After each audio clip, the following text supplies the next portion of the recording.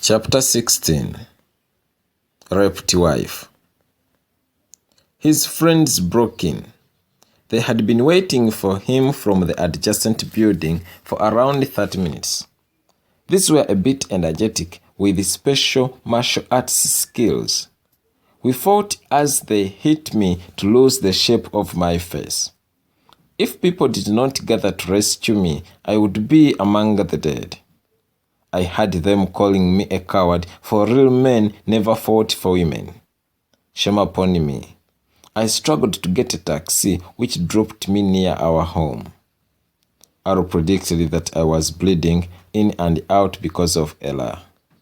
He did not laugh this time around, but advised me to cool down, for I did not know the kind of a creature I was dealing with.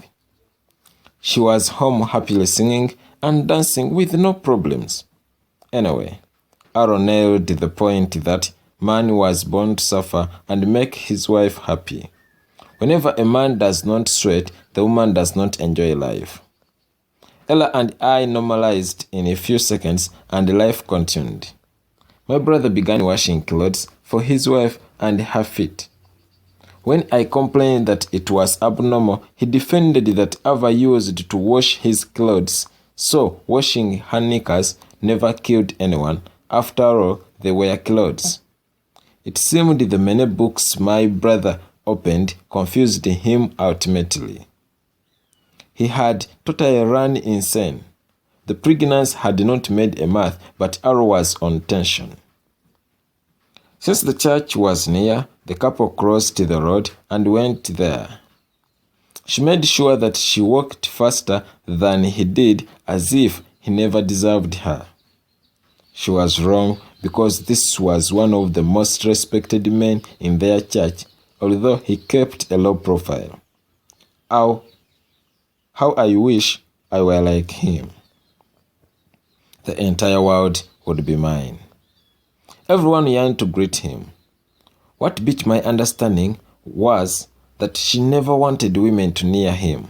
So jealousy. One good thing about Ava was in terms of money. She gave Aro the entire amount he wanted if she had it. This made me think that maybe she loved him, but she did not know how to show it. Well, she believed that money was everything. Even though her theory held water, it never worked for highly intelligent people of Aro's caliber. He had seen money for years and valued other things outside money. He cared about peaceful coexistence with others. He tried not to hurt anyone. That is why he gave up his happiness for others to be. He always kept peace with Ava, but she took him for granted.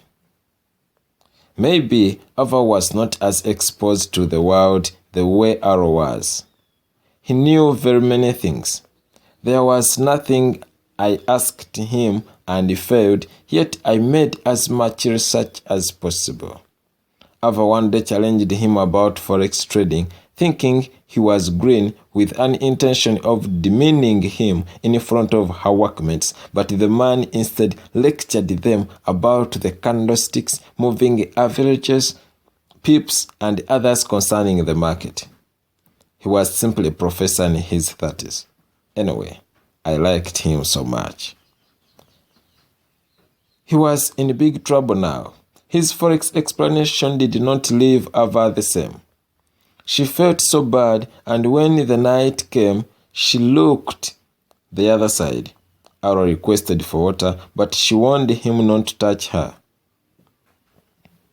He thought she was joking and tickled her until she gave in. This time, Ava closed her eyes and let the man enjoy. He almost gave her a land title when he appreciated that it was awesome. Happy Aro took a shower and waited for the woman to do so. She remained there facing the wall as if she was possessed. Tears rolled the ears. This scared Aro. He pleaded for forgiveness if he hurt her in any way. The woman never spoke to him.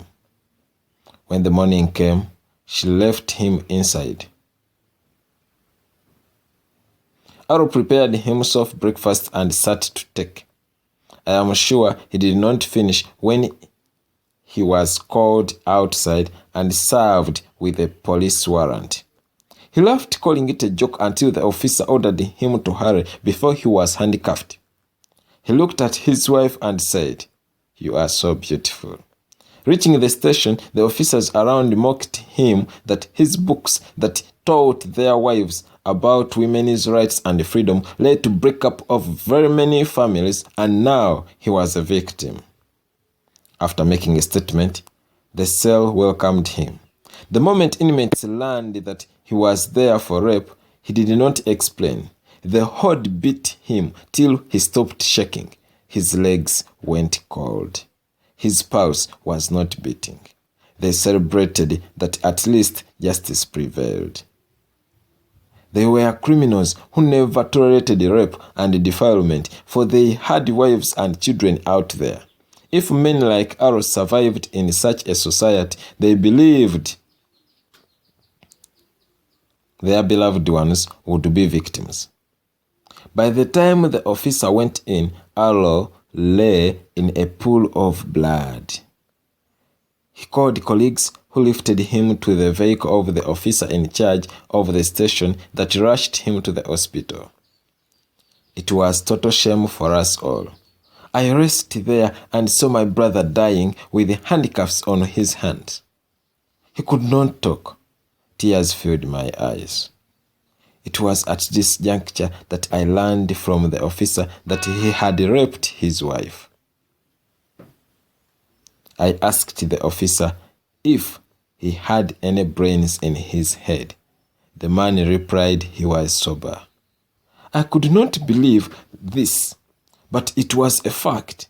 Nurses worked on him made an explanation that it was possible for a husband to force his wife into sex. They explained that many women were victims but feared to report. They were happy that Ava had filed a case against him. It was then that I realized that the world had run mad. There I asked what happened if a wife raped a husband. Their lower lips fell. This was a family business that required no intervention. Now my brother was in a coma because of this land woman. I hate you, so-called I know more. While we were still there, the troublesome woman came in.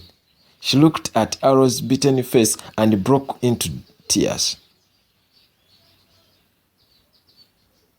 She went where he was, sobbing as if she loved him so much.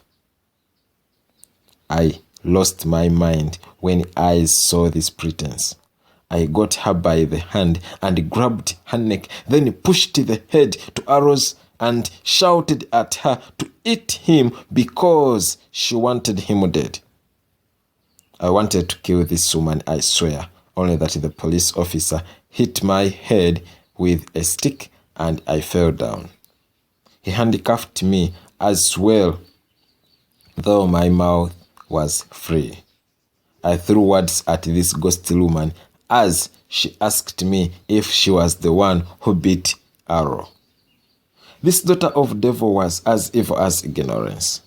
She did not deserve to stay with people, for she was hazardous. She deserved to be a female activist because such personalities can fight for the equality of a woman and lead to a separation of wives from husbands. Endless divorce cases in society. Such people end up single mothers, make money and seduce younger boys into cross-generational affairs, and at times steal others' husbands, yet they have all the chances to make stable marriages. I'll never support gender equality, for it has ruined family life in the world. We need mothers to stay at home and nurture the future generation. It's not about making money. It's about our children. We will be better if we have the best families? When will a working woman know how the child behaves, eats, plays, and others?